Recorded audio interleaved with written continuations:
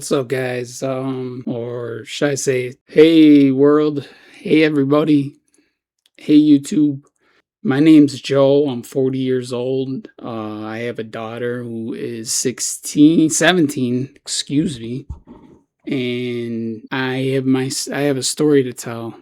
I've been told it's quite an interesting story. I don't not necessarily want to spoil it, but it involves my childhood all the way through to my adult years. And it took probably 38 years for me to finally get it.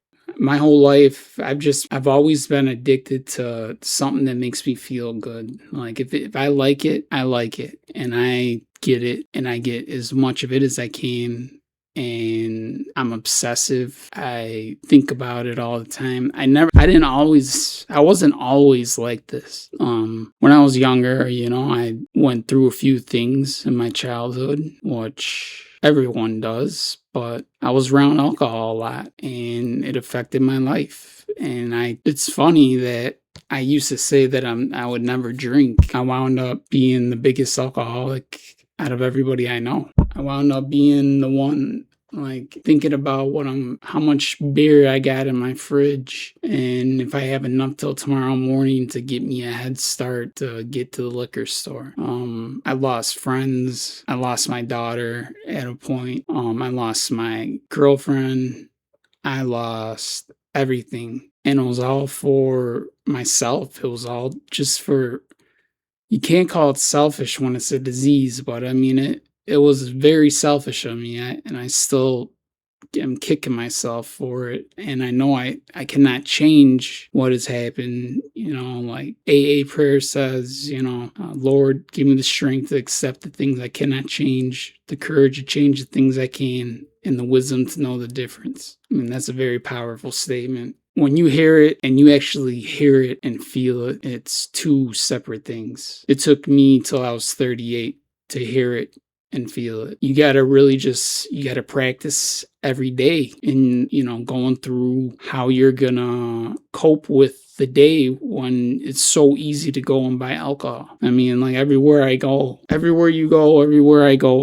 there's alcohol in the stores, on TV, in the movies. It's in my face all the time. And once in a while, last night I had an urge to drink. Just comes across me like a storm.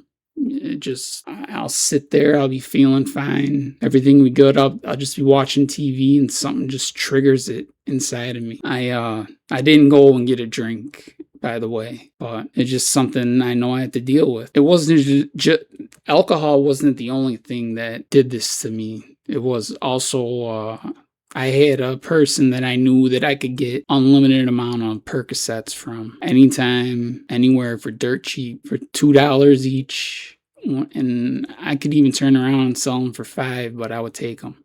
And I would get 60 at a time.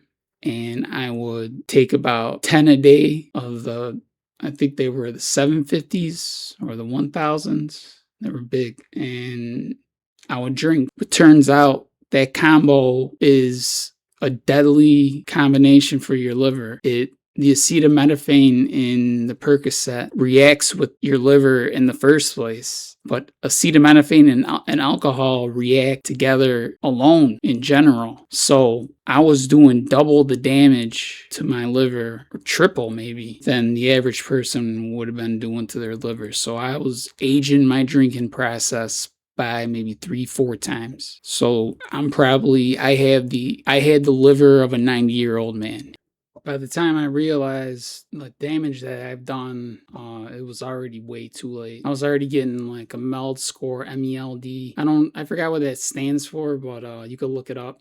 It's like a score that they use to like calculate your liver functionality. And mine was at like 29 when they were putting me on the list. No, actually it was at 24. And then so I was at 24. I used to have to sit up on the corner of the bed and like lean over and hold on my stomach and put pressure on my stomach. Probably the single worst feeling you could have. And it's the thing about it is it doesn't you don't have good days. Like remains. You feel the pain, you could feel your liver inside your body that is about to explode. You could feel it all the way down from your waist all the way up to where your chest is. If I could go back, I'd go back and change a lot of things, but you can't do that. Earlier I said that I lost my daughter. I left my daughter. I was too consumed and too preoccupied with my addiction. My addiction had such a grip on me that I couldn't even get it together for my daughter. And I will forever regret that. She will always remember that about me, and I could never change that. So I ruined countless holidays. I'd get drunk. I'd show up drunk. I'd be drunk from all month. The last 6 months drinking, I drank every single day. I had to drink just to alleviate the feeling that I felt when I woke up. Think of it like a hangover, but you got the flu too. I mean, it's just a bad combo. And like anytime I would eat, I would puke. Very few things I could keep down long enough. It would be the worst thing to be at a party or a family party, see all the food, and I knew I couldn't eat it, and people would be trying to get me to eat it, and I would be trying to hide the fact that I feel like I'm dying inside. And I'm also yellow. My eyes are yellow. My skin was yellow. I looked like a freak. I'll put up a picture and you can see it's not a game, folks. I know some of you that are listening don't even have problems because they're drinking, and you're probably listening to me thinking a piece of you know what, and I don't blame you. The hardest part was when I would be sitting alone in my bed.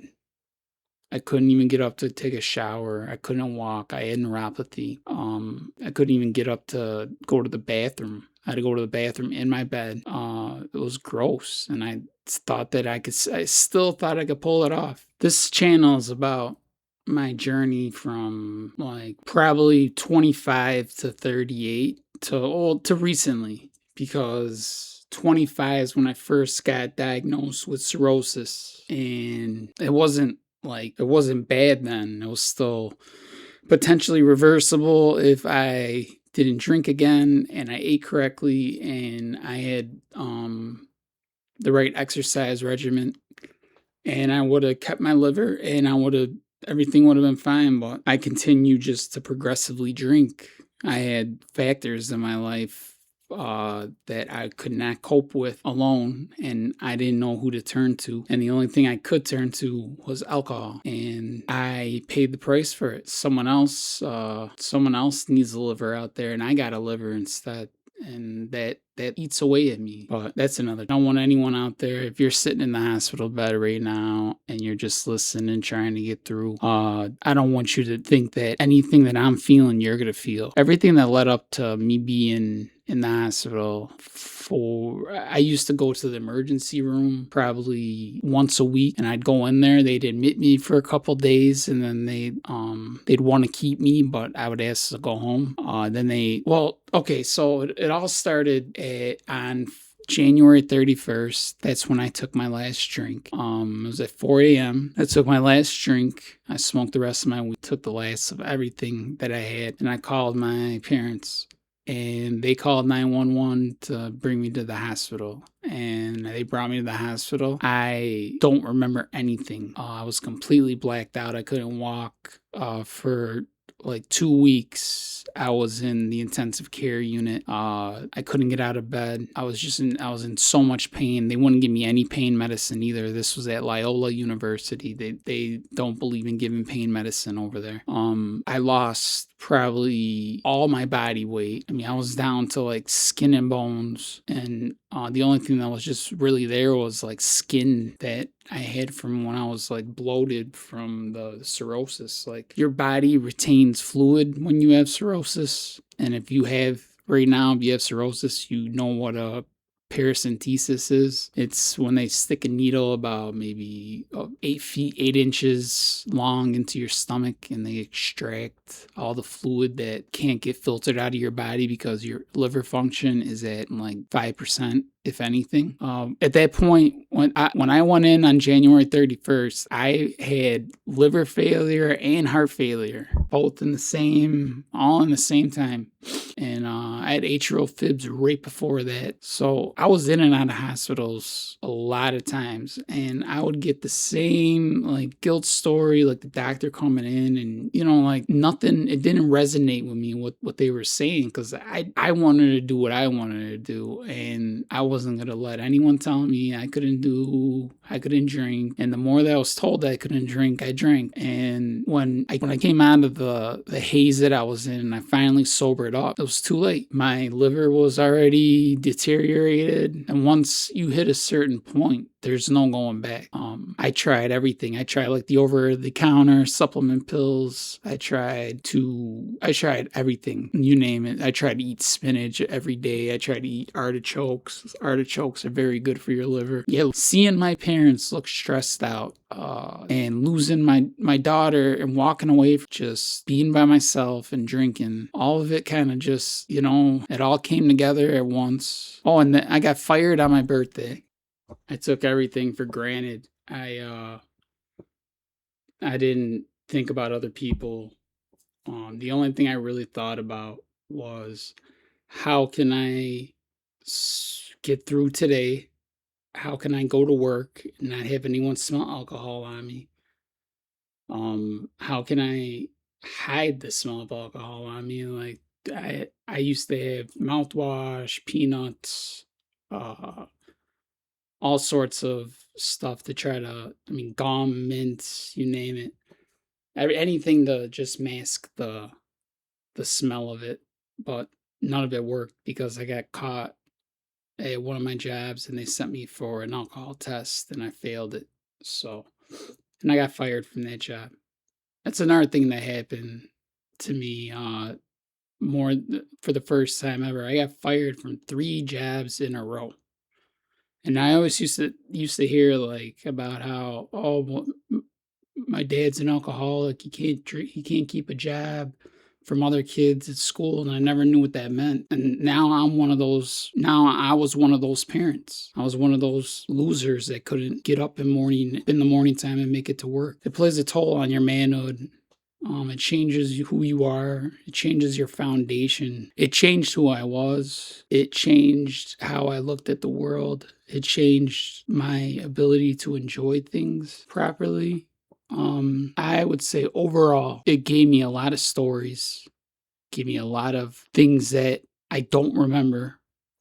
A lot of stuff I spent $500-$600 on that I don't even remember one thing that I did. A lot of doing things, other than alcohol, other drugs that I never would have done if I didn't start drinking alcohol. So that's the outline of what my life was before the surgery. I was just looking for the next party, looking for the next high. Got me put in a hospital and getting my liver ripped out. And okay, look, everybody, I'm going to wrap that up right here. Please stay tuned. I don't know when my next episodes will be coming out, but it will be before 1 week. So I plan on having one out by the end of the week. So please like and subscribe and comment below. Let me know what you think. Thank you.